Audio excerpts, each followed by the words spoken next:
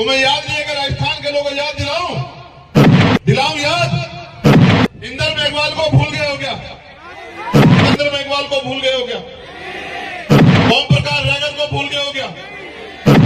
साहब कहा करते थे कि वोट पंजे वालों को दोगे तो वो ताकतवर को अपने बेटों को आगे बढ़ाएंगे, तुम्हारे बेटों को क्यों आगे बढ़ाएंगे? तुम्हें कि आज मैंने रानी का पेट चीर दिया, आज के बाद राजा जो है वो बैलेट बॉक्स से तैयार होगा, आपकी वोट से तैयार होगा। और इस बात को हमारे रहबरों ने, महापुरुषों ने समझा। मान्यवर काशीराम साहब गांव-गांव, गली-गली गए और 4200 किलोमीटर की यात्रा करके अपने समाज को वोट की शक्ति समझाने का काम किया। अगर समाज समझदार होता तो जिस दिन बाबा साहब अम्बेडकर ने वोट का अधिकार दिया था उसी दिन वो राजा बन जाता, उसी दिन वो राज सत्ता पे काबिज हो जाता। लेकिन क्योंकि समाज समझदार नहीं है, इसलिए इतने रहबरों को अपना घर बार, अपना परिवार, अपना सुख चैन छोड़ के समाज को जगाने के लिए निकलना पड़ा। आज भी हालात वही हैं। हमने अपनी वोट के ताकत को नहीं समझा, अपनी वोट की वैल्यू को नहीं समझा। हमारी वोट पे दूसरे लोग राज कर रहे हैं। उन्होंने नारा दिया कि वोट हमारा, राज तुम्हारा, नहीं चलेगा, नहीं चलेगा। आज भी वोट इस देश के कमजोर शोषित वर्ग के पास है, लेकिन राज किनका है? जिन लोगों के पास साथ हम हजारों साल से पीड़ित थे, उन्हीं का राज भी आज इस व्यवस्था पे है। मैं आपको भादरा ये बताने के लिए आया हूं कि अगर करो मरो की स्थिति पैदा हो चुकी है देश के अंदर। मैं याद करता हूं शहीद आजम भगत सिंह को, राजगुरु जी को, सुखदेव जी को, उनकी शहादत को। उन्होंने आखिरी याचिका में कहा था कि युद्ध जारी है और युद्ध तब तक जारी रहेगा जब तक कुछ चंद ताकतवर लोग भारतीय समाज और श्रमिकों यानी कि मजदूरों की जो आर्थिक स्थिति पे उसमें एकाधिकार बना के रखेंगे, तब तक ये युद्ध जारी रहेगा। आज भी किसानों को उनकी फसल के दाम नहीं मिलते, आज भी मजदूरों को उनकी न्यूनतम वेतन नहीं मिलता। अभी अभी किसानों के लिए एक और प्राणाघात हुआ, प्राकृतिक मार्ग ओला पड़ गया। मैंने खुद देखा कि हमारे यहां वेस्ट का किसान रो रहा है। सरकार मुआवजे की बात करेगी, मुआवजे के नाम पे किसी को 10 रुपए पकड़ाए, किसी को 20 रुपए पकड़ाए, किसी को 50 रुपए पकड़ाएगी, यानी कि उनकी मेहनत से मजाक करेगी। यही हो रहा है इस व्यवस्था में। जो पहले आजादी से पहले की व्यवस्था थी, आज भी वही झुकी तो दिखाई देती। किसान मजबूरी में सुसाइड कर रहा है, नौजवान बेरोजगारी के कारण जो है सुसाइड कर रहे हैं। और अगर मैं राजस्थान की बात करूं, यहां की सरकार तो इतनी निकम्मी है कि कोई पेपर ऐसा नहीं कराते जो लीक ना हो। सारे पेपर लीक होते हैं। जब आप पेपर लीक करा के अपने चहितों की जेब में रखवा दोगे तो बताओ न्याय कैसे होगा, गरीब के बेटे कैसे आगे बढ़ेंगे? बताओ मुख्यमंत्री जी मुझे। जब आप सीएचए की भर्ती वाले बच्चों को, जब वो आंदोलन करने जाते हैं, उनको लाठियों से पीटने का काम करते हो, उनको जेल में बंद करने का काम करते हो, तो फिर न्याय कैसे होगा? जब आप करते हो बात, ये प्रिया मेघवाल बैठी है, इसका दोष ये है कि ये मेघवाल समाज में जन्मी है। जब हमने इसकी बात करी तब सबकी आंख खुली। मुख्यमंत्री को मजबूर होकर बुलाना पड़ा, कहा कि एक पता नहीं कोई चीज उसका एम्बेसडर बना रहे, वो भी बंद कर दी। एक सिंगल पैसे की मदद नहीं करी। बताओ खिलाड़ी कैसे आगे बढ़ेंगे? मुख्यमंत्री जवाब दे कि अगर इसका दोष ये है कि ये मेघवाल समाज की बेटी है, तो मुख्यमंत्री जी याद रखना कि तुम्हारे भरोसे नहीं है।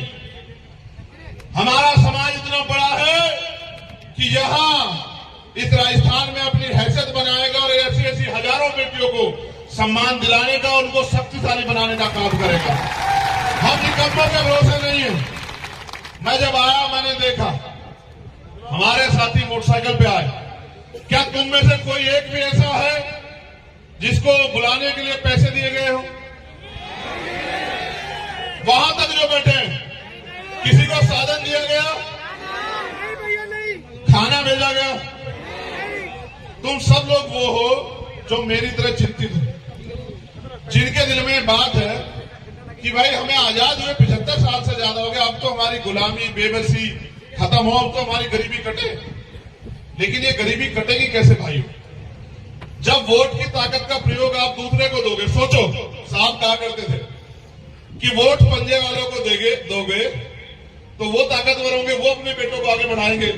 तुम्हारे बेटों को क्यों आगे बढ़ाएंगे? तुम्हें क्यों आगे बढ़ाएंगे बताओ? वोट अगर तुम उनको दोगे तो तुम ताकतवर कैसे हो सकते हो बताओ जरा मुझे।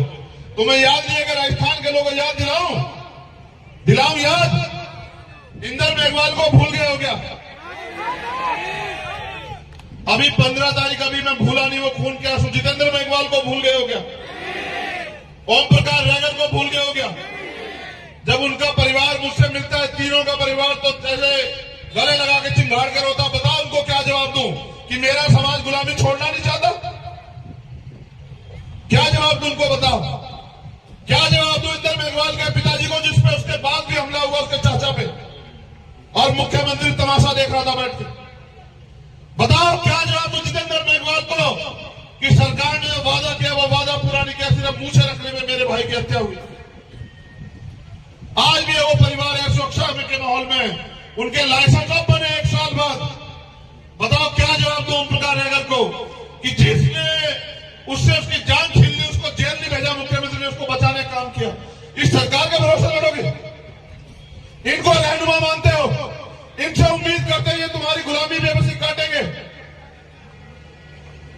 एक जानवर के आगे से भी उसका खाना भोजन हटाओगे वो भी रिएक्शन कर देगा। कुत्ता देखा है नहीं देखा? कुत्ता पालते भी होंगे तुम लोग। कुत्ते के आगे से कभी भोजन उठा के देखना क्या करेगा पता है तुम्हें? वो क्या करेगा?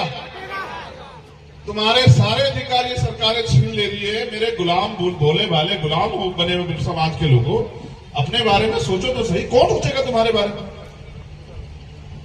जितने अधिकार बाबा साहब अम्बेडकर अपने 4-4 बच्चे कुर्बान करके देखे गए थे, उनमें से बचा क्या तुम्हारे पास? एक आरक्षण व्यवस्था है, सरकारें भर्ती नहीं निकालती हैं, संविदा से भर रहे हैं मुख्यमंत्री। ये यहां की सरकार के हाल नहीं है, केंद्र की सरकार के हाल है। भाजपा और कांग्रेस या कोई और सरकार हो, हम तो सिर्फ और सिर्फ वोटर बने हुए हैं। तुम इतने बड़े पैमाने में यहां आए, अगर इतने बड़े पैमाने पे मेरी बात मान के अगर रोज एक आदमी को तैयार करे और उनसे कहे कि इस बार अपने भाई के हाथों को मजबूत करना, तो मैं गारंटी से कहता हूं कि राजस्थान में आपके अधिकार छीनने वाला कोई बचेगा नहीं। क्यों नहीं मिल रहा प्रिया मेघवाल को सम्मान? क्योंकि उनका समाज उनका गुलाम बना हुआ है, इसलिए नहीं मिल रहा। जिस दिन इसका समाज विद्रोह करेगा, जिस दिन इसका समाज अपमान को अपमान समझेगा, उस दिन आप देखना वो आपके पैरों में पड़ा होगा मुख्यमंत्री। ये ताकत है आपके पास वोट की। गुलाम मत बनो, हालात बहुत अच्छे नहीं है। यहां इतने सारे मामले हैं, मैं गिनाता रहूंगा तो आपके आंसू निकल आएंगे। मैंने इतना तो देखा राजस्थान में। 4 बार आया मैं जोधपुर, इंद्र मेघवाल के परिवार से मिलने, मुख्यमंत्री ने गिरफ्तार करवाया, फिर वापस, कभी दिल्ली कभी हरियाणा। 5ही बार मैंने इनसे कहा आऊंगा, कह के गया था मेरी बहन वहां अधिकारी है कि इस बार आऊंगा, लेकिन इस बार अपने तरीके से आऊंगा, जो मेरा नाम है रोक के दिखाना अगर तुम लोग रोक सकते हो। नहीं रुका, आया, मिला, फिर ये सब लोग परेशान हुए। मुझे 50 गाड़ी लगा के जयपुर में वहां दिल्ली छोड़ के आए। मुझे क्या दिल्ली छोड़ के आते हो? मेरा समाज जिस दिन जाग जाएगा, ये दलित, पिछड़े, आदिवासी, मुसलमान, जैन, सिख, बौद्ध, पारसी जितने जाग जाएंगे तुम्हें छोड़ के आएंगे दिल्ली। ये बात याद रखना। कहां मुझे दिल्ली छोड़ के आते हो? मैं तो आपसे बताने आया हूं, एक लिस्ट है मेरे पास, देना अनिल जी।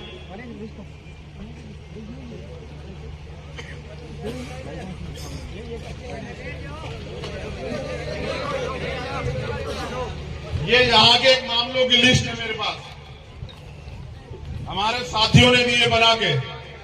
मैं इसलिए वो कर रहा हूं क्योंकि इंटेलिजेंस के लोग भी यहाँ, एडमिनिस्ट्रेशन के भी हैं, मीडिया के भी हैं, शायद हमारी बात को उठा दें और हो सकता है कान में से रूई निकाल के मुख्यमंत्री जी सुन लें।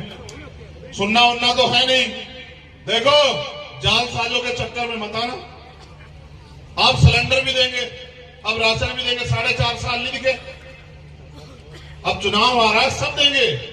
अब आपके पैर भी धोएंगे, आपके पैर भी पकड़ेंगे, आपके जूतों के फीते भी बांधेंगे,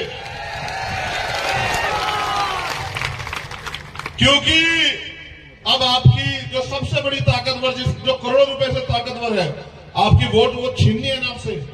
उसको चुराना है ना, उसको लूटना है ना, उसको लूट के अपनी ताकत बना के आपकी खाल में उतारेंगे 5 साल। ये भी इसके लिए भी तैयार है ना मेरे लोगों। अगर इस बार गलती करोगे, इनके भरोसे रहोगे, तो अगली 5 साल जो खाल उतरेगी उसके जिम्मेदार भी आप लोगों ने, मुझसे मत कहना। मैं तो आपको रास्ता दिखा सकता हूं। मुझे बाबा साहब अंबेडकर ने अकेले को नहीं समझाया, किताबों में आपको भी समझाया। मैंने उनको जीते जी नहीं देखा, मेरी उम्र उनसे बहुत कम है, मैंने उनको किताबों में देखा, क्योंकि उन्होंने मुझसे कहा, मैं समझता हूं स्पेशल मुझसे कहा कि पॉलिटिक्स इज द मास्टर की, राजनीतिक सत्ता वो चाबी है जो आपकी सारी परेशानियों को हल कर सकती है। यह भी कहा कि राजनीति में हिस्सेदारी ना करने का सबसे बड़ा नुकसान यह है कि अयोग्य लोग आपके ऊपर शासन करेंगे। आप ये बताओ, ये मुकेश गरीब का बेटा यहां से आगे क्यों नहीं बढ़ सकता? आप बताओ मुझे, क्या इसमें कोई कमी है पैसे वाला ना होने के अलावा?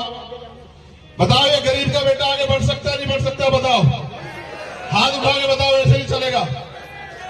बढ़ सकता है नहीं बढ़ सकता है? जब हम पे पैर है तो हम बैसाखियों के सहारे क्यों रहे?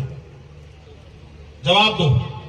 जब तुम अपने आप इतनी क्षमता रख सकते हो तो बैसाखियों के सहारे क्यों हो? बताओ। देखो, मुझे इतने सारे मामले सौंपे हैं, मैं तुम्हें बताऊंगा अभी। कालूराम मेघवाल को झूठे मर्डर केस में फंसाया गया। लालगढ़ में एक 8 साल की नाबालिग के साथ रेप करके उसका मर्डर कर दिया गया।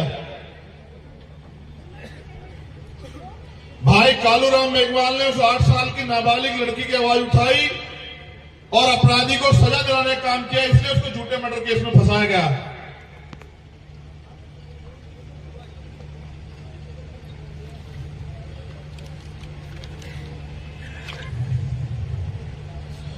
किसानों की कुछ समस्याएं गौर करना, मीडिया के साथी भी यहां हैं। अमर सिंह ब्रांच और सिद्धमुख ब्रांच, अमर सिंह ब्रांच के लगभग टेल किसानों को कभी पूरा पानी नहीं मिलता, जिससे टेल के किसान हर रोज धरने प्रदर्शन करते रहते हैं, लेकिन सरकार को ये दिखाई नहीं देता। सिद्धमुख ब्रांच के किसानों को ना तो बाराबंदी हुई, ना ही सिद्धमुख ब्रांच के किसानों को पूरा पानी मिलता है। बीमा पॉलिसी में किसानों के साथ लूट हो रही है। सरकार बीमा कंपनियों के साथ मिलकर सभी किसानों से प्रीमियम काटती है, लेकिन फसल खराब होने के बाद लगातार किसानों के साथ धोखेबाजी कर रही। पिछले 2-3 साल से यूरिया खाद और डीएपी खाद के लिए किसान दर भटकने को मजबूर हो रहा है। राजस्थान में रिजर्वेशन और बेरोजगार युवाओं के संबंध में SC, ST, OBC के विभिन्न सरकारी विभागों में खाली पड़े जो पद है, बैकलॉग है, उसको सरकार पूरा करे। हो सकता है घोषणा कर दे, मुख्यमंत्री पूरा नहीं कर सकते, इतने अच्छे होते तो 4 साल में बहुत नौकरियां देते हमारे लोगों को। राजस्थान न्यायिक सेवा और प्रशासनिक भर्ती में इंटरव्यू आधारित भेदभाव को समाप्त करें। पारदर्शी तरीके से चयन प्रक्रिया बनाई जाए। संविदा प्रथा को समाप्त करके स्थायी नियुक्ति प्रदान की जाए। जलदाय विभाग में बहुत सी कम भर्तियां निकली है, पिछले सालों से इन भर्तियों को निकालकर भर्ती की जाए। आजकल सरकारी नौकरियां बहुत ही कम होती जा रही है, इसलिए प्राइवेट सेक्टर में भी SC, ST, OBC को उचित प्रतिनिधित्व प्रदान किया जाए। ये इनकी मांग है, मैं इसके सहमत में नहीं हूं। मैं तो कहता हूं जितना प्राइवेट सेक्टर है उसको सरकारी कर दो और उसमें SC, ST, OBC के बच्चों को आरक्षण दो, उनको आगे आने दो, उनको नौकरियां करने दो, उनको पैसे वाला बनने दो। हमारे हनुमानगढ़ जिले में और आसपास के जिलों में ITI के सभी ग्रेड में लगभग 50% युवाओं को डिप्लोमा कर रखा है, लेकिन युवाओं का भविष्य गर्त में।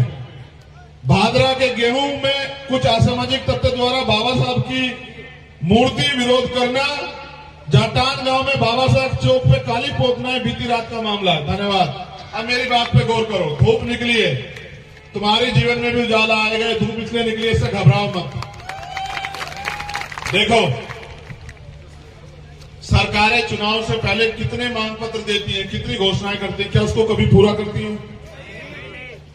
करती है नहीं करती है? आवाज कम क्यों हो रही है? रोटी नहीं, जोर लगा के आवाज दो। नहीं करती है, हर बार आपको ठगती है। आप लोग ठगे जाते हो, कितनी बार ठगे जाओगे भाई? इस 75 साल में ठगने के अलावा सरकारों ने कुछ किया है क्या? मैंने मध्य प्रदेश को 12 फरवरी में एक रैली की थी। मैंने वहां उस दिन अपने लोगों से कहा, आज आपसे भी कह रहा हूं, अपने जिले की मांगों का एक पत्र बनाओ और वो मांग का पत्र मुझे सौंपो और आपके एक एक मांग चुनाव खत्म होने के एक दिन बाद, जिस दिन आपकी सरकार बनेगी, उस एक एक मांग को पूरी करके देने की जिम्मेदारी मैं आपसे लेता हूं। मैं झूठ नहीं बोलता। मैं किसान भाइयों से भी कह रहा हूं कि उनके साथ भी जो अन्याय हो रहा है, उन्होंने 75 साल से मैं भरोसा किया, क्यों पड़े उनके चक्कर में? ये आपसे वोट लेते आपको भूल जाते, क्यों इनके चक्कर में हो? इनको बदलो और नई पीढ़ी को मौका दो। यहां मुस्लिम समाज के भाई भी हमारे हैं, वो अभी मुझसे कह रहे थे साहब हमारे साथ अन्याय हो रहा है। मैंने एक घटना बहुत दुर्दांत देखी कि राजस्थान से 2 नासिर और जुनैद को फर्जी गोरक्षक उठा ले जाते हैं। पुलिस की मौजूदगी में, सरकार की मौजूदगी में इनके आंख के नीचे में उठा ले जाते हैं, उनको पीटते हैं, इतना पीटते हैं कि वो मरना हालात हो जाते हैं, फिर उनको जिंदा जला देते हैं। ये आजाद भारत है। कहां आजाद है देश के अल्पसंख्यक समाज के लोग? उनसे भी कह रहा हूं, करौली में दंगा हुआ, आप रोते रहते हो कि फलानी पार्टी की सरकार में दंगे होते हैं, इनकी में भी हुआ। इनके भरोसे रहोगे तो जो मैंने घटनाएं गिनाई, उनके जिम्मेदार आप हो या नहीं हो बताओ। अगर आपने इन पे भरोसा न किया होता, 2 अप्रैल के मुकदमे वापस लिए सरकार ने, लिए बताओ, तो इनके भरोसे रहोगे क्या आप लोग? इसलिए आपसे कहने आया हूं, जरूरी नहीं, जिंदगी का कोई पता नहीं है कब जीवन का आखिरी पल हो, लेकिन जिस तरह से हमारे शहीदे आजम और उनके साथी जिए, उसी तरह से जीना है। अगर कल की मौत आती आज आ जाए, लेकिन स्वाभिमान, सम्मान और आपके अधिकारों से समझौता बिल्कुल नहीं होगा, किसी कीमत पर नहीं होगा। और जो गुलामी, बेबसी, गरीबी, लाचारी, अन्याय, अत्याचार के साथ आप जीवन जी रहे, उसका भी खात्मा होना जरूरी। और ये खात्मा आपकी वोट की शक्ति से हो सकता है। साहब कहते थे, जिस कौम को मुफ्त के खाने की आदत हो जाती है, वो कौम कभी तरक्की नहीं कर सकती। आपको अपनी लड़ाई अपने कंधों, अपने पैरों पे लड़नी पड़ेगी। भेड़ बकरी की तरह मत करो। तुम समाज के योद्धाओं, तुम्हारी गुर्राहट होनी चाहिए, भेड़ बकरी की तरह मैं नहीं होनी चाहिए। हेलो,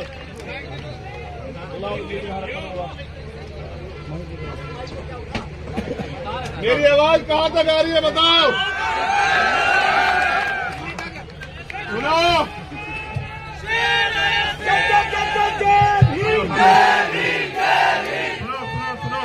एक मिनट, शेर भी जानवर होता है, मैं इंसान हूं, इंसानों के दुख दर्द को समझता हूं, गरीब का बेटा हूं। मैं तुम्हें अपने बारे में कह रहा हूं, अगर हमारा दल संपन्न होता तो आज मेरे भाई जमीन पे नहीं बैठे होते, मेरी बात को याद रखना। अगर हमारा दल संपन्न होता तो यहाँ टेंट लगा होता पूरा बड़ा, एसी लगे होते उसमें कि तुम्हें गर्मी ना लगे, और बढ़िया कुर्सी बिछी होती। हम यहाँ जमीन पे क्यों बैठे हैं? क्योंकि हमें जमीन की लड़ाई जमीन से लड़नी है। अभी हमें अपनी लड़ाई जमीन से लड़नी है। कल समय बदलेगा, आपके लिए भी साधन और अवसर तैयार होंगे, लेकिन कब होंगे? जब राजनीतिक शक्ति आपके पास आएगी। जब बाबा साहब ने आपको कहा कि इस वोट के जरिए आप अपनी गुलामी की बेड़ियां काट सकते हो, तो क्यों नहीं काट रहे हो बताओ? क्या आप गुलाम बने रहना चाहते हो? कितने लोग हैं जो गुलामी की बेड़ियां काटना चाहते हो? हाथ खड़ा करो। वो जो उधर खड़े हैं वो गुलाम रहना चाहते हैं क्या? दोनों हाथ खड़े करो जो लोग गुलामी की बेड़ियां काटना चाहते हैं। देखो, हमारे पूर्वजों ने लड़ाई लड़ी। क्यों भाई, तुझे किसी ने पैसे वैसे दे दिए क्या हमारे खिलाफ? हेलो भैया, हमारे छोटे शहर की दादा ऐसे बढ़िया है। हेलो, चुप रहिए। राजनीति में इसलिए नहीं आए कि हमें महल बनाने हैं, जमीनें खरीदनी है। हम राजनीति में इसलिए आए क्योंकि हमारे लोग राजनीति का शिकार हो रहे हैं। जिस राजनीति के बल पे, जिस वोट के बदले बल पे उनको इस देश में हुकूमत करनी थी, वोट होने के बावजूद भी वो कीड़े मकोड़ों की जिंदगी जीने के लिए मजबूर हैं। ये गुलामी हम लोग नहीं देख सकते हैं। और जब हमारी सरकार होगी तो साउंड खराब नहीं होगा। ये बताओ, आज भी बहन बेटियों के साथ अन्याय अत्याचार होता है। आप नौजवान हो, बताओ आपको दर्द होता है नहीं होता है? बताओ उसको रोकने का उपाय क्या है आपके पास? बताओ। जब तक आप अपनी ताकत नहीं बनाओगे, हर होने वाले अन्याय के जिम्मेदार आप खुद हैं। जिस दिन आप अपनी ताकत बनाओगे, किसी की माँ ने दूध नहीं पिलाया कि आपके समाज पे अत्याचार करते। मेरी बात को याद रखना। मैं इन बहनों माओं से भी कहना चाहता हूँ, वो राशन बांटने आएंगे आपकी वोट को लूटने के लिए। राशन की परवाह मत करना। हमने 75 साल अपने पैरों से, अपने हाथों से, अपने शरीर को बहा के अपना पेट भरा है। हम यहाँ उनके राशन के भरोसे नहीं। जब हम शासन करना चाहते हैं तो राशन पे वोट नहीं देनी है। ये भी आप लोग याद रखना। राशन तो हम देंगे, राशन भी देंगे, सुशासन भी देंगे। राजस्थान में एक ऐसा माहौल भी देंगे कि बहन बेटियां स्वाभिमान सम्मान से आगे बढ़े, और ऐसा माहौल भी देंगे। लेकिन उसके लिए मुझे आपके साथ की जरूरत है। मैं आपसे साथ मांगने आया हूं। हेलो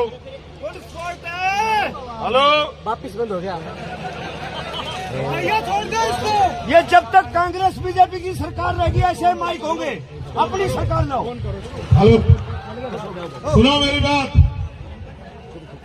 मैं आपसे भी कह रहा हूँ, माँ बहना दोबारा सुन लो। आपके घर आया कोई कि मैं पैसे वाला हूँ, आपकी जिंदगी बदलना चाहता हूँ, ईमानदार से बताना। आपके बच्चों की फीस की जरूरत पड़ी होगी, आपको आया आपके कोई घर की मदद करने?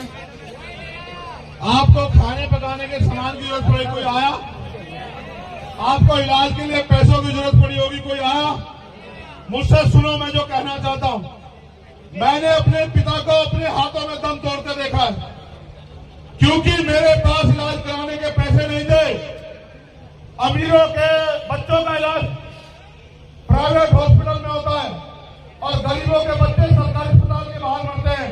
मैंने अपने पिता को खोया, उसलिए तय किया था कि किसी गरीब को इलाज, पैसे कमी कारण, इलाज के कारण नहीं मरने दूंगा। लेकिन अभी नाकामयाब हूं, क्योंकि आप लोग मेरा साथ नहीं दे रहे हो।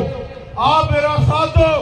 मैं आपको कह रहा हूं, ना कोई गरीब इलाज के कमी कारण मरेगा, ना किसी बच्चे के सपने इसलिए कुचले जाएंगे कि उसकी जेब में पैसे ना हो। ताकत बनाओ, चाहे विदेश में जाके पढ़ना, चाहे यहाँ पढ़ना, चाहे रोजगार करना, चाहे खेती करना, हर चीज की गारंटी आपको अपना दल देगा। फैसला आपको करना है। निकम्मों के भरोसे रहना है या अपने दल को ताकत देनी है। जरूरी नहीं मैं भादराबाद में आऊं, आज ही कह के जा रहा हूं, आपका असल खून हूं। आपकी नजरें नहीं झुकने दूंगा। और आपने साथ दिया, मेरी बात को याद रखना। दोनों हाथ उठा के बताओ, मेरी मदद करोगे नहीं करोगे? बताओ। जिसके दिल में भरोसा ना हो वो मत उठाओ। अगर आप मेरे काम से सहमत हैं, भीम आदमी के हमारे साथियों की मेहनत से सहमत है, अगर आप आजाद समाज पार्टी के लोगों के संघर्ष से सहमत हैं, अगर आप गुलामी की बेटियां काटना चाहते हो, तो दोनों हाथ बढ़ा के मेरे साथ कहो कि हम आपके साथ हैं। मेरी आवाज ज्यादा आपकी कम है। कहो हम आपके साथ हैं। कहो हम आपके साथ हैं। अब मेरी बात पे गौर करो।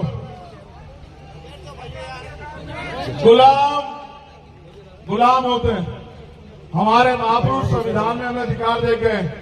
और एक बात उन्होंने कही थी, बाबा साहब अम्बेडकर ने, मेरे मरने के बाद मुझे मरावा मत समझना, जब तक संविधान जिंदा है मैं जिंदा हूं। हमें संविधान की रक्षा करनी है।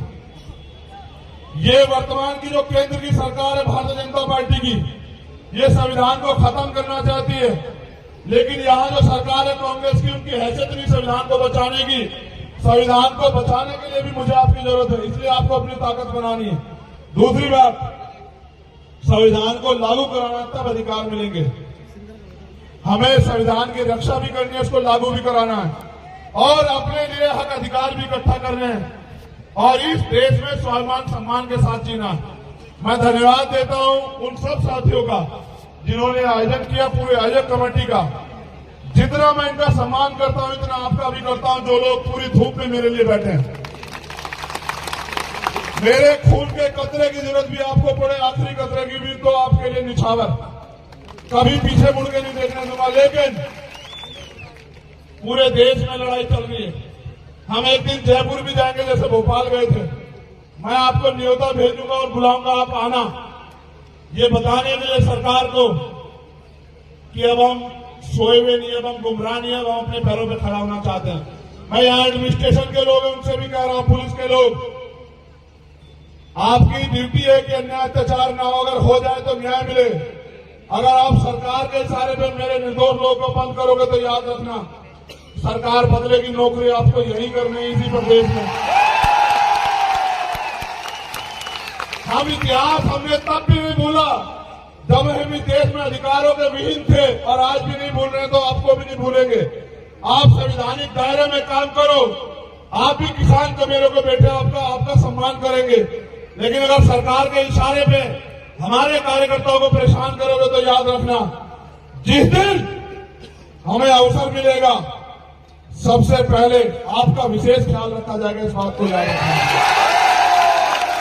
क्योंकि जो संविधान आपको संरक्षण का अधिकार देता है, सुरक्षा का अधिकार देता है, वही संविधान सत्ता में आने के बाद हमें अधिकार देता है कि जो कर्मचारी अपने पद का दुरुपयोग करे उस पर मुकदमा लिखवा के उसको जेल भेजा जाए, उसकी संपत्ति जब्त कर ली जाए, सरकारी उसमें ले जाया जाए सारे काम को। चिंता मत करो, मैंने बहुत लोगों का हिसाब बना के रखा है यहाँ, बहुत लोगों का।